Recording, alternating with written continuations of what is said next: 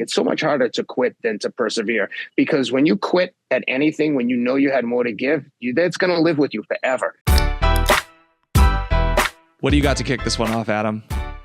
So my prep for podcasts these days, if it's just with Chris and I guess my prep is like either, doing drugs or alcohol. And then my prep for guests is just like listening to other podcasts that they've been on, because I don't really like repeating too many of like the same questions. So I've been listening to a lot of Ken's podcasts over the last couple of days, and I just I don't know, I get so motivated. So I think listening back to the recording today, hopefully this one's right up in there with the rest of the motivational podcasts.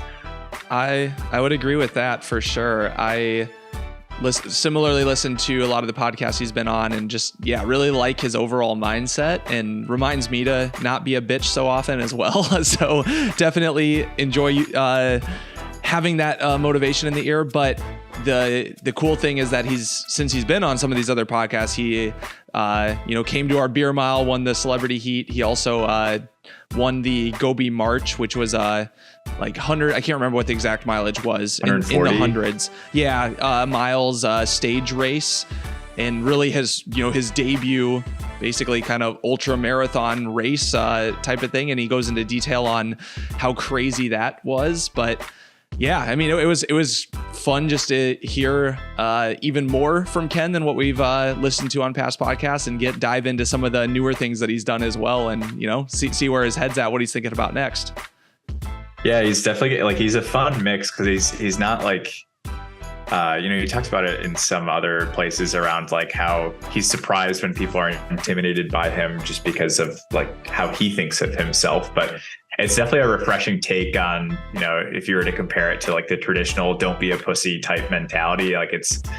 It's really hard to put a pin on where his head's at, because on one hand, you have the don't be a bitch, you can finish this, blah, blah, blah. But then you also have a guy who's very humble and shows a lot of humility. So I don't know. I really enjoyed the chat, and hopefully you guys will too.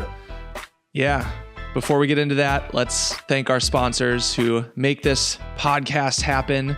Manscaped, manscaped.com. You can use the code BeerMile, all one word, for 20% off and free shipping. They have the best-in-class technology for all of your male hygiene needs. Everything from razors and trimmers and colognes to, the Manscaped boxers, Adam and I's favorite, the most comfortable boxers out there. So head over to manscaped.com, use code BeerMile, all one word, for 20% off. And we also got to thank Knockaround, knockaround.com. Sunglasses, it's summer season. You got to be rocking a different style of shades for every fit that you're rocking out there this summer. So head to knockaround.com and get some sunglasses that are very affordable but high quality, and use code BeerMilePod, all one word, for 20% off there. Only so many people can get pelted in the head with Knockaround shades at Beer Mile World. So if you did not get just absolutely drilled by Chris and my horrible arms, one, you're welcome. But two, go knockaround.com. Use code BeerMile for BeerMilePod.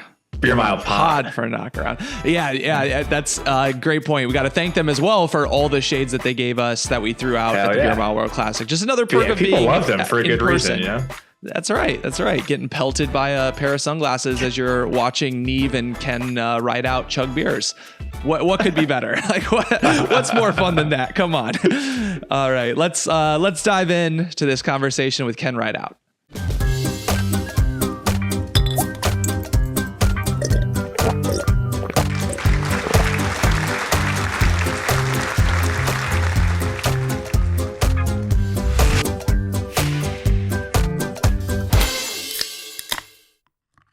First of all, Ken, appreciate you taking time while on vacation. I noticed in general, you've been traveling a lot lately. California, Vegas, Mongolia, Chicago, New York, Tennessee. So is that the norm for you? Or did you have an actual really busy spell these last few weeks? The last few weeks have been insanely busy. And it's funny, when I came back so I was in Mongolia for 10 days, 7-day race across the Gobi Desert, stage race, self-supported, crazy hard. one of those things where I was like signed up and I was there and I was like, what the fuck am I doing here? Like, why did I do this? This is crazy. But in hindsight, I'm like, man, I wonder what else I can do if I just show up and try. Because I think showing up is like 80% of the battle, but we can come back to the Gobi race. So then I came home for 5 days, then went to Chicago on Saturday morning for the beer mile, as you know, came home Sunday morning. And dude, Sunday night I woke up, I was just sick as a dog. I don't know if I had a stomach bug or food poisoning, but 3 days I didn't run, which is very, very, that was almost as much time as I took off when I had like reconstructive shoulder surgery. And I don't know if I ate something. I ate the same thing as the rest of my family. I'm the only one that got sick. Usually I'm super resilient, but I think my body might've just been like, nah, enough of the bullshit, shut it down. And that happens to me occasionally where I just get sick for seemingly no reason other than I'm completely run down and my body is just like, I think my immune system's just compromised. And yeah, it was a nightmare. It was awful. And I was sick. And and then I flew out to LA a few days later. I did the Rich Roll podcast last Friday. Then I went to Vegas the next day for the UFC. I think our show's carried now on UFC Fight Pass. So we had like, we're super connected with the UFC. So it was just awesome. We sat with like the broadcast team, like Michael Bisman, Dominic Cruz. That's a fun crew. Yeah. I was telling my buddy Rob, who's the producer, who also produces the Huberman Lab podcast. I was telling him like, dude, this is to me is like better than a Hawaiian vacation. Couple days in LA with my buddy Rob, then in Vegas for a couple days watching UFC. I was like, man, I'm having like dad's super holiday weekend. And now I'm out in Shelter Island with my family for a 2-week vacation. And yeah, I know it seems super glamorous. It's just like a random, like rare spurt of travel and chaos. Speaking of the watching UFC, with, you know, a star-studded broadcast crew, do you still feel like you're living like somebody else's big grandiose life, or have you kind of like come to terms with who and like what you are about? No, a lot of the times I even say to my wife and to my buddy Rob when we were there, I'm like, man, sometimes I feel like I'm living someone else's life, especially at the UFC, because it's shocking to me when people recognize me at anything, whether it's the Bear Mile or the UFC. I'm like, oh my God, you know who I am? I don't know how like real celebrities or big movie stars cope with that, because it's so shocking, and the surprise and the enthusiasm is so genuine from the other party that I'm just like, yo, I'm a dope just like anyone else. Like you, I'm not special, but I appreciate the affection and attention. It's a very strange thing to get used to, but you know, it's like a dream come true. It's like what everyone wishes for, is to be recognized and appreciated for genuinely who you are. I don't know. I'm like overwhelmed with humility and gratitude all the time. So we have a good chunk of our listeners are runners. So it may be helpful to explain some of the accolades and kind of your running progression, especially the last few years with the success you've had. So, I mean, you say, you know, you feel like Adam's question, you know, imposter syndrome, whatever, that Yep. you kind of live in this life. But the reality is, I mean, you're one of the fastest guys in the world for your age, which is, you know, you can't do that by accident. So maybe let's talk a little bit about, especially the last couple of years, you know, you're competing in the world marathon majors, how fast you're running the marathon, kind of all that sort of stuff. Cause I think that'd be helpful for our listeners who aren't familiar with you to have that background on how you have made it big in running. Sure. Probably when I was in my late 30s, through my 30s, or for most of my 30s, I was a functioning drug addict. I was heavily addicted to opioids, abusing opioids on a daily basis, 24/7, months at a time.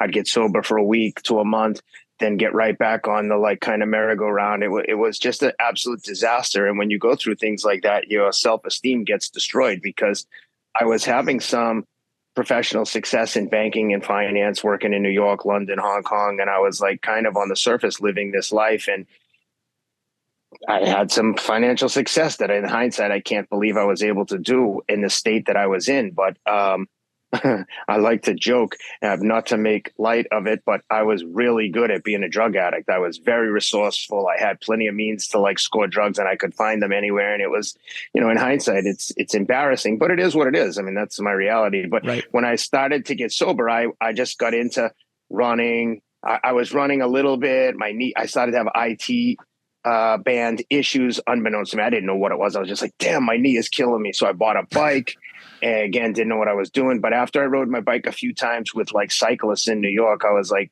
honestly, like within 2 weeks, I had to have the best bike. I was just obsessed. I did a duathlon in Central Park, like a 2-mile run, 12-mile bike, 2-mile run. And maybe I was like 20th overall. And I was like, holy shit, I bet I can beat all these guys if I actually know what I'm doing. Next year, I came back with second, and then I started doing triathlons. And like anything, like anything that's happened in my life, I never look at a race and think like, oh, I want to compete and just participate there. I always want to be competitive because I'm looking at it like, again, not competitive with the Kipchogis of the world or real runners or real professional athletes, but I'm like, I know I can beat the rest of those guys that aren't professionals that are doing the same thing I'm doing. And I don't know where that confidence or belief came from. It's just, I've just always had that. I'm like, I don't want to participate. I want to be competitive. And so as soon as I got into triathlon, I'm like, what's the best triathlon? I saw the Ironman in Hawaii, and that was my goal. And I ended up racing there 3 times. And so as part of my sobriety and trying to stay sober, I was like just poured myself into endurance sports and swim, bike, run. Didn't know how to swim when I started, but just quickly figured it out. And my wife and I started having children. We adopted my daughter from Ethiopia in 2010, and around that time, I started to focus a little bit more on running. But it wasn't until around 2014 where I was like, we had our 4th child. 14, 15, something like that. And I was like, I don't have enough time to do all the riding that triathlon requires. And I just started running more. And I think I set a goal of trying to run under 3 hours. I ran 2:58 in Boston or New York. And then I was like, I wonder how fast I can go now. And I didn't have any like realistic gauge. So it wasn't like, to me, the goals weren't crazy. I was like, well, ran 2:58. Why couldn't I run 2:45? And Right. that's basically what happened. I ran 2:45. Then I was like, man, I don't even know that I had a time goal in place. I was just like, I know I have much more in the tank. And I ran in 2018. I think I ran 2:40 in LA. And then I was obsessed. Then I was like, oh, I can go much faster than this. And maybe like 6 months later, I ran 2:33 in Tucson, which is a super fast course. It's like a net downhill, but it's not as fast as it looks. It looks super one way downhill, but there's some serious rolling hills in the beginning. Nevertheless, I ran 2:33 there. And then I was just running on my own. I wasn't doing track workouts. I was just doing tons of running. And when I felt good, I'd run as fast as I could. So I do typically progression run every weekend, 20-mile run, start out at like low 7s and try to get down to like under 6-minute miles. And I would be destroyed at the end. I would just be killing myself. I didn't know anything of what I was doing technically. So after I ran 2:33 in Tucson, I was like, I'm obsessed with going under 2:30, and I just couldn't get there. I ran 2:34 at CIM in 18 or 19. I might get the years a little bit confused, but they're in this context. And then I ran Boston at 2:35 in I forget what the year before Des Linden won the Boston Marathon, because the year after she won 2017 or something like that. Something like that. The year after she won it, I took the bus with her to the start line and like had the like pro treatment, and I was her +1 to the start line, and I ran like 2:35 again. But anyway, at that point, I hired Mario Fraioli to coach me, who's been like a godsend. And the same time I hired him, my partner and I, Teddy Atlas, who does the podcast with me, I was his assistant trainer. We trained a kid named Alex Vosdick for the light heavyweight championship of the world. I lived in Philly for 8 weeks. I want to say this is late 2019. And while he trained during the day, I'd get up every day before we went to the gym. We were training twice a day, and I'd do my workout. And Mario had me on like a very regimented professional marathon training program, and I followed it religiously.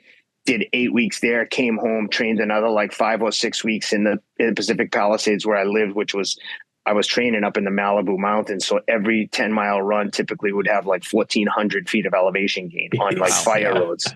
I was insane. I would be like every day, I'm like, I'm going to die. And then if I had to run fast, I'd go down to the beach and just run along the beach. It was excellent training. And that year I ran 2:28 at CIM in December.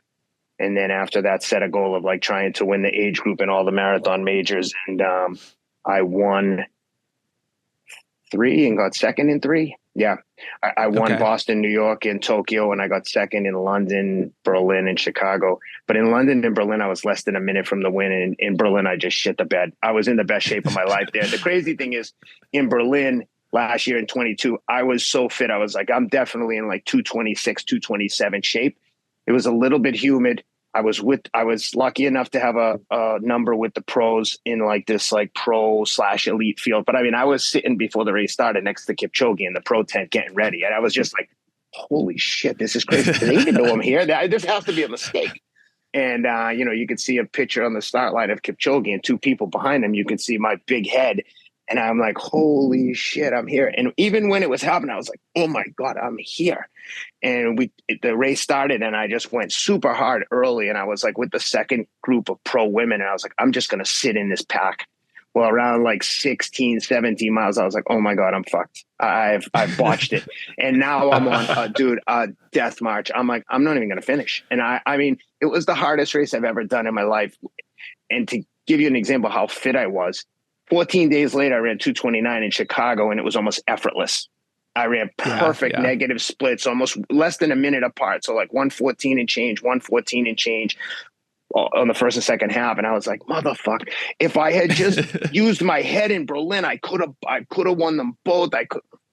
I was so pissed. If I didn't go so deep and destroy myself in Berlin, who knows what I could have done in Chicago. But, that's the thing with marathon, Ironman, in this ultra that I just did, is there's so many things that can go wrong, and there's so much to be gained from experience. It's like, until you're there, it's easy to think that you have all the answers and get ahead of yourself. And I always tell people, you just don't know until you know. It's hard to explain to someone all the things that have to be dealt with. Even in a marathon, it's like the shit you do in the first 5, 10K is going to come back in 30 to 42K. Those everything matters. But it's easy to think, I'm so fit, fuck it out, I'm skipping this water station. Well, when it's humid and hot, I mean, maybe when it's freezing cold, you can get away with some of that. But when it's hot, man, all systems have to be checked. Like all the gauges have to be watched. Like how's the oil pressure? What's the oil temperature? Everything is like, so you're constantly going through this. I mean, you guys know, and runners who know are going to know all this shit. But for the people who might not, right? It's just constantly evaluating, how's everything going? How are my feet? Do I have any blisters? Have I taken in enough calories, hydration? And that's what made this Gobi Desert race so interesting, because I was super nervous. I was like, man, there's so many things. Sleeping outside. I've never slept in a tent. I've never run with a backpack. Now I've got a 20-pound backpack on my back, and we're going to run 25 miles a day for the next week with a 50-miler thrown in. It was intimidating. How did you even come up with the idea to do the race in the Gobi Desert? Like where did that first pop up and become even a possibility, and then become like, yeah, sure, I'll go for it. I'm going to try this thing. So the minute Tokyo was over, that was the last of the marathon majors. I won. I ran really well. The first time in my life I ran a negative split. I ran 229 low, which I was like, oh man, I was so close to running a PR, but it is what it is. And I was talking to my friend Gary Brown, who runs sales at Equinox. We've just been friends for a while, and he wanted to connect me with the president of Equinox, a guy named Scott DeRue, who used to be the dean at University of Michigan Business School. And he's like, hey, my buddy's running this race. He wanted to talk to you, pick your brain about a few things. And I was like, yeah, cool. What's the race? This race, Gobi March, never heard of it. Racing the planet. And I was like, talking to the kid Scott, and I don't know why, I was just like, dude, I think I can win this race. I'm looking at the times. I'm like, I don't know. I'm like, this is just a sufferfest. And it's like, someone asked me a question on Instagram, like, how do you explain your ability to recover day to day? And I think it was like a passive aggressive, like, what's going on here? And I was like, well, I've run an average of 10 miles plus a day for like 5 years. So if anyone can recover day to day, regardless of the distance, there's no way that someone has trained more than me that can go there. It's impossible. Even the best runners in the world, okay, the best marathon runners, they're running 120, 140 miles a week. So on those, 10 to 12 week builds into the 2 marathons, they're probably running more. but I'd venture to guess they're running a lot less when they're on their off periods. And I just stay consistent. So my rationale there was like, I know I can recover every day. Of course it's going to suck, but it's going to suck for everyone. And I always think like, it's going to suck less for me than it is for you. Because even if it's not the reality, my reality is the only thing that matters to me, just like your reality is the only thing that matters to you. So in my mind, I'm like, I'm tougher than you. I don't give a fuck. I will out hustle you every day or I'll die. And that's basically the mentality, whether right or wrong. I don't think I'm the best. I don't think I'm the toughest, but this is what I tell myself to get ready. So I was telling Scott, I'm like, I think I can win that race. And then it was like my brain was on autopilot because I didn't want to do it. I even now I'm like, when I was there, they were like, oh, you're going to come to Atacama or Namibia. I was like, if you paid me $100,000, I wouldn't do this again. This is fucking terrible. I don't ever want to sleep in a tent again. I don't ever want to eat freeze-dried food. Maybe if I could sleep in a hotel and have like a nice meal every night, I'd consider like doing something like this, but not like this. Bugs, no toilet. I didn't take a shower for a week. I had the same running clothes on. I'd be rinsing them out after every day. It was horrible. Pissed down rain a few days on the tent. Everything's wet. So I sent them an email with like about 4 weeks to go. And I was like, hey, can I get into this race? I sent them a few statistics and they were like, yeah, you're in. Cause it said, wait, sold out. And they were like, oh, we'd love to have you. You're in. And then of course I tell my wife, hey, I want to do this race. She's like, okay, if you're going to go for a week, that's cool. How much is it? And I was like, well, the plane ticket's 17,000, blah, blah, blah. She's like, no way. We'll take the kids to Hawaii before we do this. So I reached out to a few of the brands that I work with, like Athletic Greens, Momentous, Athletic Brewing, HVMN, and Equinox. And they were all like, yeah, we'd love to help you. And so basically sponsors helped me get there. Then I had to buy all the gear that I needed, like a technical sleeping bag, a backpack. I went through like four sleeping bags. I went through like 4 backpacks trying to figure out which one wasn't going to like rub all the skin off my neck and shoulders, my hips.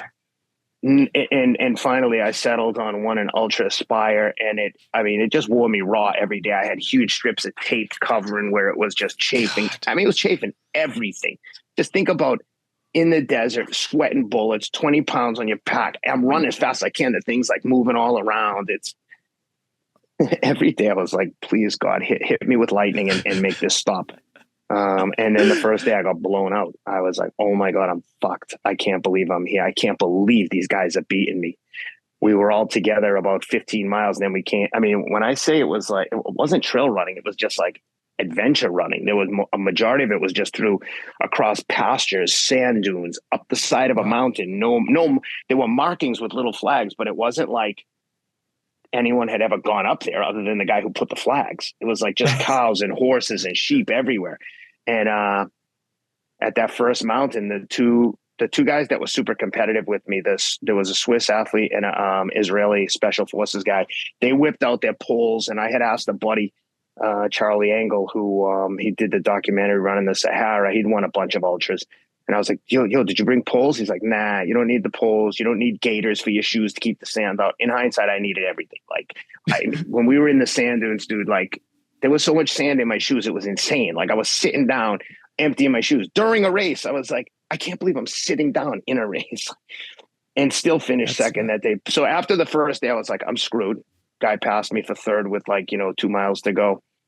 And then the second day, I purposely went out really slow. The Swiss and the Israeli got off in front of me, and they were I could see them the whole time, about 5 or 10 miles. And then I just caught up to them, stayed with them, and then just ran away from them, but not consciously. I was just steady, and they were gone. I was like, well, I'm sure they'll be back. Next thing I know, it's like 5 miles to go. I can't even see them. And dude, you could see for like 5 miles behind you. And I'm like, holy shit, I'm blowing them out. So I moved into second place after the second stage. Then the third stage, dude, the third stage starts with like scaling rocks, like rock climbing, like hands and knees, like thinking if you fall here, you're going to die. Like no question. And the Swiss guy just got way the hell in front of us. And the second day too, the strap on my backpack completely ripped off. So I'm holding the strap. I get to the camp. The second stage, I take zip ties. The doctor let me use a scalpel to poke holes in the little nylon strap. It was really hard to fix. And I put a bunch of zip ties. fucking a mile or two into the third stage, the zip ties rip. So I end up taking the nylon strap, pulling it through a hole in the big shoulder strap and tying it off. And it held for that stage. That was the sand dune stage, man. It was like a double black diamond ski slope of loose sand, like at the sandiest beach you've ever seen, like a crib. I'm crawling on my hands and knees, crawling, covered in sand. Oh my God. Like 10 people dropped out of the race on that exact moment on that stage, and the camels had to come and rescue them. It was fucking crazy. In 2010, a guy died there. So I get through that. Now the Swiss guy beat me by a few minutes. So I'm in second by 12 minutes going into the 50-mile stage. And the three of us go off together again. And I was feeling good. I was listening to music in one headphone, and I don't know why I just ran up next to the Israeli guy. I'm like, "Oh, Dudu." His name was David Dano. They called him Dudu. I'm like, "Hey, Dudu. Dude, I feel fucking great today. Did I tell you that I never get tired?" And within 1 mile, he was like, "All right, guys, later. I'm walking." And it's just me and the Swiss guy from 15 to 30. And we're working together. Like at this point, it's not like a cutthroat race, like a marathon where you're trying to break each other. At this point, we're just alone in the desert. So we're working together. We're walking the uphills because it's insanely steep. You could never run the whole thing. And but we're drilling the downhills and we're like steady on the flats. And again, we both have super heavy backpacks, and the checkpoints are super far apart, like 6 to 9 miles. So, I mean, you think of, 2 giant bottles of water, super heavy. So we both are loaded with water and we're running. And all of a sudden he's like, "Dude, I got to walk a little bit on the flats." And I'm like, "Oh man." So now I know he's fucked. I'm like, "Okay, I got this." But I'm not going to abandon him. We're in the desert alone. Like there's an element of safety here where, I mean, it's hot. Yeah. And we're on a 50-mile thing. Like we started at 8 a.m. I finished at 5, even with what happened to us. We're out there all day. So he's walking, I'm walking with him. Now I'm dumping my water on his head and I'm trying to cool him off. I'm trying to carry his backpack. He wouldn't give it to me, but I was like, "Dude, come on." Because he's like, "I might have to sit down." I'm like, "Dude, you can't stop here. We're in the desert. You're fucked." Yeah. Well, he's like, "I gotta sit." I'm like, "Come on." So I'm literally covering him with my body with the shade, and I'm giving him my water, and now I'm getting nervous. Like, "Dude, like, are you all right? Like, we have to keep moving." And thank God a support vehicle came by, which was rare. I mean, we wouldn't see them for hours. So they come by. So I'm pissed off. I'm like, "Guys, what the fuck, man? You want someone to die out here? The checkpoints are so far apart. Like, at least have like support coming through." But dude, at this point, the race is so spread out. I mean, people took 2 days to finish this. So they take him and they're like, "All right, we got him." So they're trying to help him recover. He's still in the race. I didn't carry his backpack. I offered to, but he wouldn't let me. He's tough. He was a tough guy. And at that point, though, I had fully recovered. I was like, walked and chilled for so long. Now I just took off like a bat out of hell. So from 43 to 50, I just drilled it. And at that point I had like 80-minute lead on second, and the Swiss guy dropped out the fourth. But I was like, we only had a marathon left in 2 days because you had 2 days to finish the 50. So like I finished at 5 p.m. on like Wednesday night. I didn't race again until Friday morning. That was the worst part of the whole race. Sitting around that camp all day was miserable. And then you're trying to sleep, and every time a finisher would come in, they stop banging drums and like cheering. So all night long, people are coming through with headlamps on and bang, bang. I'm like, I slept 2 hours that night. And oh my God. So then the next day is a marathon. So the Swiss guy was trying to get into third. He was like 40 minutes down. So the two of us, we ran like a 3:40 marathon on 0 roads, all dirt, 20-pound pack up and over a mountain range. And still, we were hammering all day. And on the last little technical descent, he was like a mountaineer. So he was super proficient on the uphills and downhills. And I suck. I don't really have any running skills. I just have a big engine. He took off on the downhill and just got it. And he beat me by a minute in that stage. And that's, by the way, every single stage crossed multiple rivers.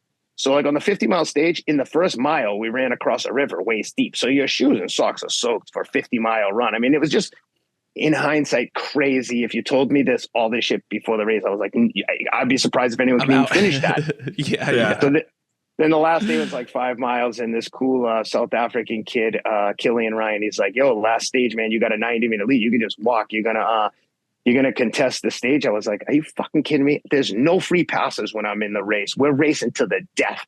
And it was a 5-mile sprint. So me and the Swiss guy were drag racing, and finally I got him with like 2 miles to go and won by like a minute and a half. But I was like, dude, I can't disrespect the leader's jersey and let someone else win the stage. I felt like I was in the Tour of France, you know? And I was For psyched, sure. and that was it. And I ate like 2 pizzas, and then took a 7-hour bus ride back to Ulaanbaatar, like very shitty air-conditioned bus. I'm curious. Beforehand, you mentioned like having, not in a race as complicated or with as many things that could go wrong as this, but you mentioned like kind of checking your gauges. I guess this is a 2-part question. Part number 1, do you have an internal monologue? And part number 2, what is like your relationship with it during a big race like this?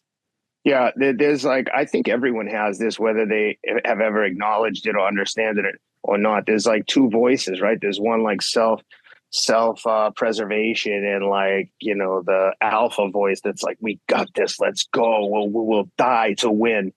And you know, those guys are battling the whole day, because it's like, oh my God, I'm so tired, my feet hurt. When my bag broke on the second stage, I fell down and busted my elbow open, unbeknownst to me. So blood's pouring down my arm, but I'm sweating so bad I don't realize. So I'm like, must be rubbing that. I'm rubbing my face. I'm covered in blood when I finish, and they're like panicking, like, oh my God, what's wrong? I'm like, what do you mean what's wrong? I'm dying. And they're like, no, you're bleeding everywhere. I'm like, I'm not bleeding at all. And they're like, and the woman holds up her phone. She's like, look at. And I'm like, oh my God, I don't know where I'm bleeding. And then I realized, but it was shit like that. It was like things would go wrong, but I was like, fuck it, what am I going to do? I'm in the desert. Like, I'd also keep reminding myself, like, there's people doing this stuff, like military special forces guys doing this, but someone's trying to kill them. And every time I thought about that, I'm like, oh, come on, don't be such a pussy. Like, you're not going to die. And I just would be like, all right, let's go. So I tried to stay on that, stay aggressive the whole time, but you know, it's not realistic or rational to think that you could do that. There's certainly moments of like crazy doubt, but usually the doubt was like not during the race. It was like laying in the tent, not being able to sleep. Every time I moved, the like sleeping pad that I was sleeping on made crazy noise. I was in the tent with 3 women. It was just, it was awful. Like, that part of it sucked. People were like, oh, it must've been fun. No, there was not one instance of fun. I mean, there were moments that weren't miserable, but you know, it was fucking work. It was a job. Now that you realize that you can go further than a marathon and just out tough people, do you see yourself getting into any sort of ultra marathon racing and in less, you know, crappy conditions than this, where maybe it's not overnight or anything like that, but you know, 100-mile races, 200-mile races, do you see yourself getting into any of that? Yeah, I was telling Rich Roll the other day, I was like, man, I wonder, what else can I do? Could I win Leadville? Could I win Badwater? The woman who just won Badwater, I did a race against her at a thing called Hell on the Hill at Jesse Itzler's place in Georgia, just like 13 miles with like 4,000 or 5,000 feet of elevation, right, just like 65 times up and down a hill. But I mean, granted, it's not through Death Valley. It's not 135 miles, but I mean, I won by hours. So I'm like, huh. And not to disrespect anyone. And I know some people be like, fuck this guy. He can't win this, can't win that. But if I don't believe it, why should anyone else? But I'm like, I wonder, could I do that? I have no idea. But I know one thing. No one can win if they don't show up and like empty the tank. And, exactly. You know, that's same thing in Gobi. Like a friend of mine said, man, if you could finish in the top 5 of a race like that, that'd be super impressive. And my first reaction was like, top 5, fuck you, dude. I'm going to win this race. And I don't know why I thought that. It's crazy, especially after the first day. I'm like, wow, he's right. I'll be psyched to get in the top 5. Even Rich Roll, when I texted him and asked him, and he was laughing. He's like, I didn't mean that. I said, what do you think of this Gobi race? And he's like, oh, be careful. It's claimed many a good ultra runner. I think a person died there. And I was like, you think that this race is too dangerous for me? Is that what you're telling me? And I'm telling him this, and he's like, that's not what I meant at all. I go, I know. That's what I heard. And we had a good laugh. But look, like I said earlier, the reality is not what's important. It's how you interpret the situation. And I know what's rational and real and sensical. And I also know that if I don't take an uncommon view of this stuff, then there won't be any uncommon results. So exactly. I don't know. I think anyone can do this. Like same thing with the beer mile. we woke up to fly to the beer miles. First time, I think it's the first race my wife has ever traveled with me to, and only because she wanted to meet Neve Schulman from Catfish, and because Neve and I have been friends, but she's like, "Oh, I love Neve." So woke up the morning on Saturday to get the flight, and I was like, "Oh my God, I'm so nervous. I can't believe I agreed to do this." She's like, "It's 1 mile. What are you nervous about?" I'm like, "I'm nervous before every race. There's going to be people watching. What if I'm terrible? What if everyone crushes me?" But then there was still that other voice that was like, "Doesn't matter. We're going." Ken, tell us, please. Let us into your world. How did you manage to pull off this prestigious win tonight? Beginner's luck. First and last bear mile. It was real. I hope I never see another bear mile again. Oh, well, you heard it here. I bet we can convince him to come back. Now, you've run a 2:28 marathon at 52. You've won a race across the Gobi Desert. You want to go back to the marathon, back to the desert, or back to the beer mile? Marathon. The desert, I'd rather be dead. Bear mile second. Marathon's the easiest. There you have it. Did you really think there was a chance that any of the other celebs were going to beat you? I feel like, with your mentality especially, I feel like you probably went into that pretty confident that you could win it. I thought for sure Carlin Isles could beat me. The dude ran a 47 400. I mean, Yeah. He's nuts. But the other thing is, I had never, ever tried to chug a beer and run, ever. So I didn't know what to expect. And in hindsight, I would say the chugging the beer was a little bit, maybe even a little bit easier than I thought. And it was crazy. Every single lap at 200 meters in, halfway around the track, almost at the exact same point, I would just stop picking it up. I was like, "Oh shit, I got all the carbonation up. Let's go." And the first 100 was just impossible. I was like, oh, my stomach. And yeah, I mean, in some ways it was easier than I thought it would be, but it was definitely challenging drinking the beers. But I think like looking at the pros, like the open field, the one that the kid ran 4:30 in, I think with bottles, it might've been easier if you could have like gotten a good technique of like drinking them down super fast, but definitely out of the cans was incredibly hard. And I know this was people like, "Oh, it's non-alcoholic." I'm like, dude, how drunk do you think you're going to get in 6 minutes? I mean, I don't think it was, I don't think it was any easier or harder, the non-alcoholic or regular beers. To me, there was like, it would have been the same. Okay, after the race, I would have been drunk for 4 beers. I'm not a drinker, but I mean, I'm not opposed to having a beer, but 4 beers in the course of running a mile, I would have been bombed, which I could see there was some kid over there who was just completely annihilated, like getting tended to. I'm like, "Damn, dude, that guy gets sick." They're like, "No, he's shit-faced." I was like, "Oh, that's a rough spot."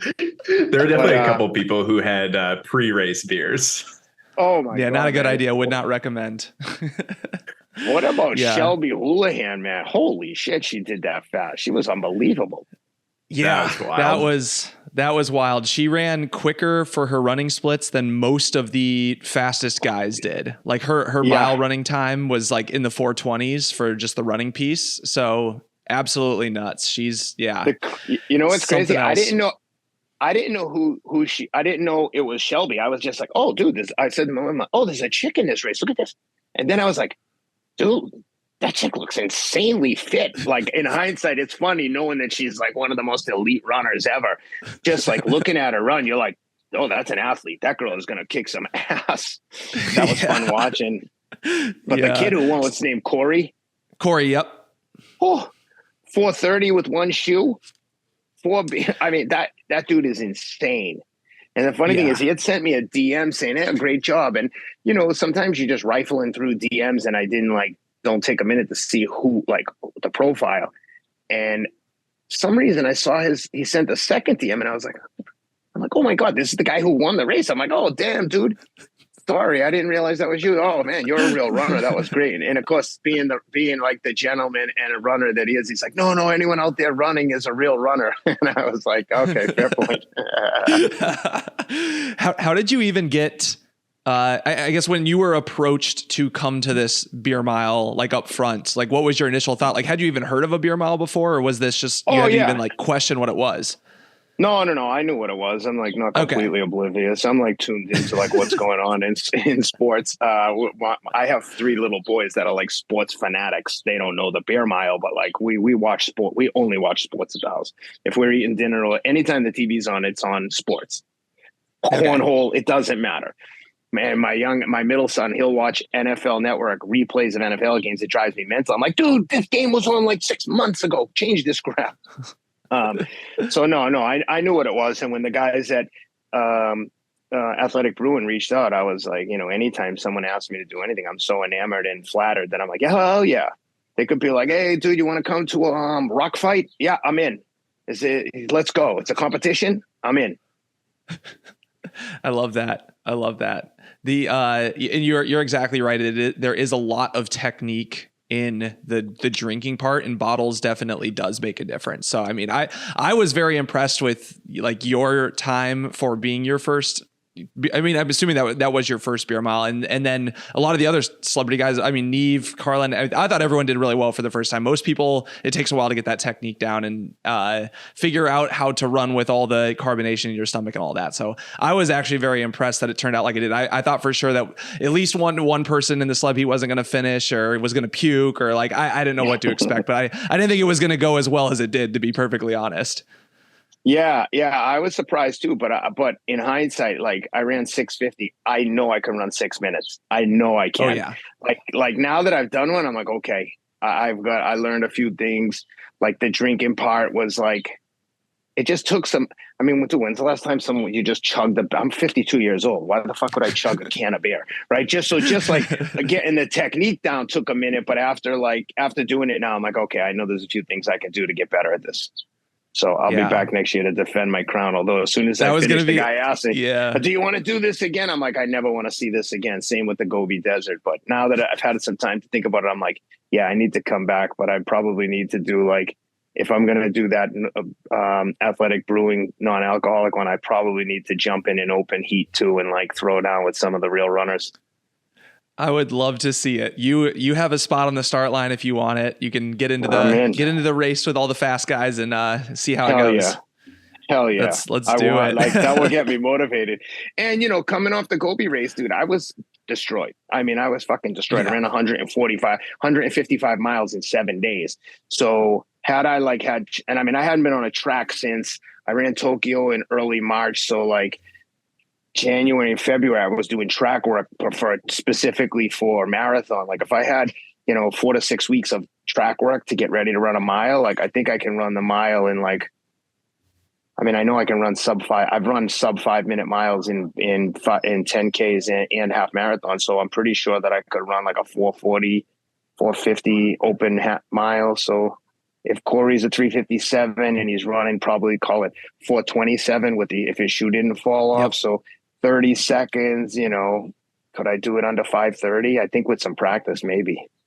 I think we might have to have you line up with Shelby next year. I don't know. Oh, let's go. I'll race Shelby. I'm a big fan. That would be a good race for sure. I mean, it's roughly like low 5s. I feel like that's a fair time for both of you. I hope I don't get canceled for this, but the thought of being beat by a woman is like too much for my shallow ego. I'd be like, oh, damn. Please don't cancel me. I'm just kidding. Motivation you need. Yeah, exactly. You mentioned being a huge sports fan, a number of different sports. You've grew up playing sports, competed in a variety of sports. In terms of like track and field and running, like, would you call yourself a fan of that sport? And curious, like what you would see as making it, more exciting. Like there's a lot of people out there that run, go out for run, they compete in marathons themselves, but relatively few people actually follow professional track and field and watch it. So curious if you have any thoughts on, maybe why that is the case versus, UFC or anything else that has a much wider fan base. Yeah, look, I think that, first of all, I became a huge track and field fan as an adult. Like Trey Hardy is one of my best friends. I absolutely love that guy. I've become super good friends with a bunch of track and field guys. Jill Camerana Williams, the shot putter. I love Jill. I've just been lucky enough to meet a bunch of these guys in the recent years through running. And I love track and field, but it's like, I get why the track and field athletes are frustrated by the pay, et cetera, but all of this stuff is like a simple formula. If people are willing to pay to watch you, you will make money. If no one wants to pay to watch this and come to the events or broadcast the events, and there's no money, where do you expect the money to come from? But to that end, I think that there's a lot of, I think to get it to be more popular and more money generated for the athletes, you need someone with some production background and some production skills to come in and really like revamp how these track meets are done, because who doesn't love watching a 100-meter sprint? Problem is it's a 10-second race and there's only a handful of guys that are like can run like that. So I think you really need to like generate some buzz around it and have some more backstories. And some of those guys have incredible stories. I mean, even Sha'Carri Richardson, I think she could probably market herself a lot better. And I almost feel like behind the scenes she needs like an advisor or or management just to be like, I like her and I get the anger and the frustration when you get in trouble, but like, the time to argue for rule change is not when you violated the rules, like she got busted smoking weed, right?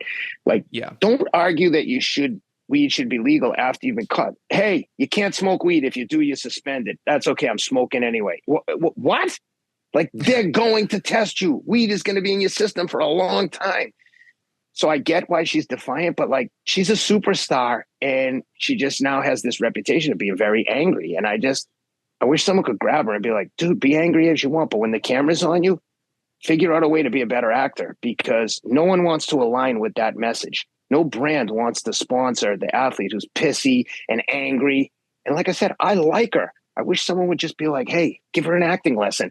You don't have to really mean this stuff, but you do have to portray an image that brands want to align with if you want to make money. And that's the hard truth of the matter. And it's the same thing, like I said, with getting people to watch. There has to be some entertainment value short of 10 seconds sprinting down the track, which I love. Yeah. I'm here for it. So I'll watch all the bullshit. I'll watch the hammer throw, the triple jump. Like, I think that there needs to be like some professional Hollywood producer types come in and like revamp the way the thing is. And I don't have the answers, but I wish I did. But I know that even the decathlon, like, with the exception of every 4 years for like 10 minutes on TV when we find out who's the best athlete in the world, like that's the extent of the coverage. And to a certain extent, it's up to the athletes to create their own buzz. And you see it in the UFC. Like, look at the difference between a Conor McGregor and Israel Adesanya and like, you know, a Brazilian fighter who doesn't speak English. And no offense for not speaking English, but if I'm the advisor and the manager of the fighter, I'm like, hey, if you don't if you don't give people a reason to be interested in you, don't be surprised when they're not. Because look at what the guys who've done. It's not that Conor McGregor, I mean, he went on he had a really good streak of winning some fights, but I wouldn't call him the best to ever do it or the pound for pound greatest. There's a lot of guys better than him, but they don't market themselves the way he does, like a Muhammad Ali type. And not everyone has that personality, but ultimately, my point with track and field is the guys who have those personalities and aren't afraid to put themselves out there and create their own buzz and create their own social media presence. They're going to be the guys that generate the dough. And we all have to take responsibility for ourselves. And that's what I think needs to be done. And some of them do it really well. And I often fantasize about being an advisor, a manager for athletes and trying to help them figure out this equation. And, you know, not that I'm the best marketer of myself, but I do feel like you have to bring together at least the right personality. And if they don't have the creative, like, gumption to figure out how to get the message out there, then fucking hire someone who does. Hire someone who's really good at social media and be like, help me get this message out there and help me, like, coach me through this. There's people that will do that. And, you know, you've got to take ownership of your own situation and promote yourself like your life depends on it. Yeah, I think that's great. I mean, a couple athletes are doing that, starting to do that a lot more. Like Noah Lyles is a great example of someone doing that pretty well right now and doing a lot. Yep. But you need more of those. Yeah. And he's at least taking it into his own hands. So I completely agree with that. Yeah. 100%. I mean, talk about the UFC, like how much coverage, what percent of the coverage is like actually of the fight? Maybe like 2%, 3%. Like the rest of it is the build up. And I don't know, track and field is like the exact opposite. Like 95% of the coverage is the 10-second race, which is cool to watch, but not all that interesting. I mean, UFC 290 was one of the best, collectively, one of the best cards I've ever seen. The fights were incredible. There were moments where fight was about to go off, and I'd say to my buddy Rob, I'm like, dude, let's take a walk. We're sitting in the ESPN suite where they're doing the broadcast. I'm like, oh, let's take a walk. I got to get up and move around. And he's like, oh, let's watch one round. And next thing I know, I'm like, oh my God, this is the best fight I've ever seen. So it was like that. But one of the highlights of the entire event is when Israel Adesanya got in the ring with Dricus du Plessis, who has said he's South African, a white kid. He's South African, and said like, oh, none of the African champions, Francis Ngannou, Kamaru Usman, and Israel Adesanya actually even live in Africa. They're not real Africans. Well, Israel Adesanya took offense. He's Nigerian. He was like, so he jumps in the ring, starts calling him the N-word and just in his face. And that became one of the highlights of the damn event. But that's all on Israel. He stole the limelight. He jumped in there and stole the show. Yeah. One of the things Chael Sonnen always says is when they ask the fighter after the fight, who do you want next? And they're like, I don't care. Give me anyone. And Chael always says, guess what? If you don't care, neither do I. Next. Because he's like, I don't care, make it up. Like you have to, when the promotion for one fight ends, the promotion for the next fight begins. And the guys who understand. And that's what, like Israel Adesanya, he'll get in there, he says crazy shit. But if you want to make money, that's the way to do it. And there's some guys who like, I don't care about all that. I just want to fight and I have my own code that I live by, and that's cool too. But don't complain about money. If you want the big money, there has to be a lot of interest. And I've got my own future UFC. Cameron, I've got my own future UFC champion over here. This is my 7-year-old son, Cameron. He's my little jiu-jitsu prodigy. He's all right. He's a little Let's gray go. belt. What's up? Oh, he's already got the mohawk going. Yep, he's got his mohawk every summer. As soon as he gets out of school, he's ready to go. You say hello. There we go. That's him. All right. Hello. Awesome. Yeah, That's every so day cool. from 5 to 6, 5 nights a week, we're at jiu-jitsu and he's in there training. It's like a dad's dream come true. He is the toughest little kid I have ever met. I have 4 kids. They all signed up. Within 2 weeks, all of them quit except him. Like for the last like 9 months, he goes every single day. So he's going into the city with me Friday. He's going to train boxing with Teddy Atlas. He's on a wrestling team That's now. Awesome. He's crazy. So tough. So tough. It's, like I said, awesome. Like a dream come true. Yeah. So yeah. Well, let's thank you. We've been appreciative of your time. We'll close out here. We just want to know what's coming up next. What are the goals this year? I mean, after doing all the marathon majors, the Gobi March, the beer mile, like what's going on this fall? What can we expect from you? Oh man, I don't know. You got any suggestions? Oh man.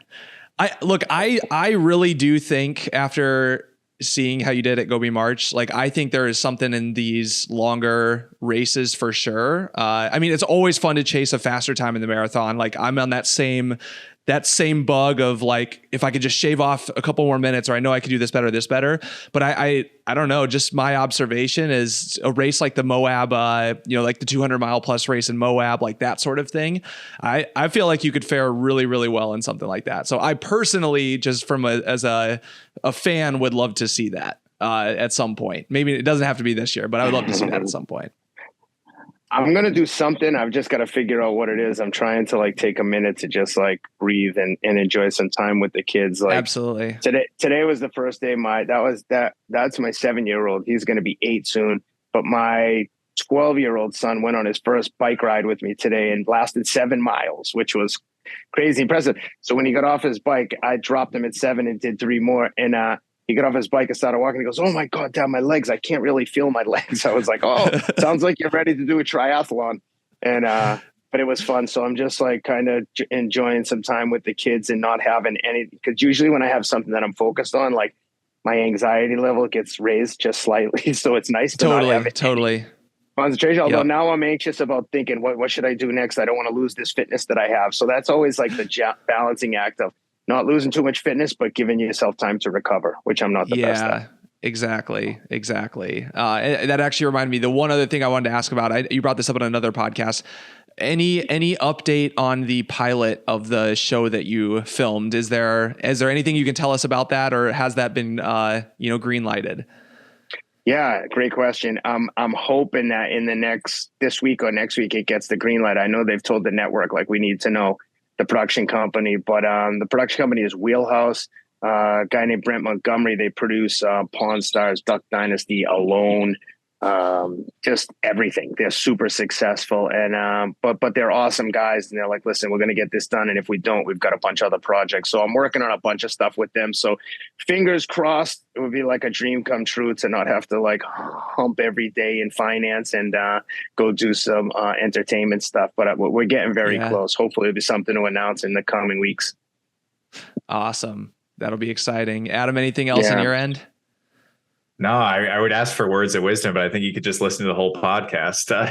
Yeah, plenty of words of wisdom. I posted my words of wisdom. I posted a quote on Instagram the other day from Napoleon that basically was, in summary, was basically said, like, people sometimes get overwhelmed with preparation, and sometimes it's better to just leave some of the elements just to destiny and fate and just like go for it. And what I basically said was like, you'll never know what you're capable of if you're afraid to fail. Like the Gobi Desert is a perfect example. Like I was telling my wife, she's like, why are you so nervous? I'm like, because I've told everyone I'm going there, and I told everyone I think I can win. And I almost do that intentionally to like create some accountability for myself and raise that level of anxiety that like the accountability gets so high that I'm like, okay, I have to bring my A game.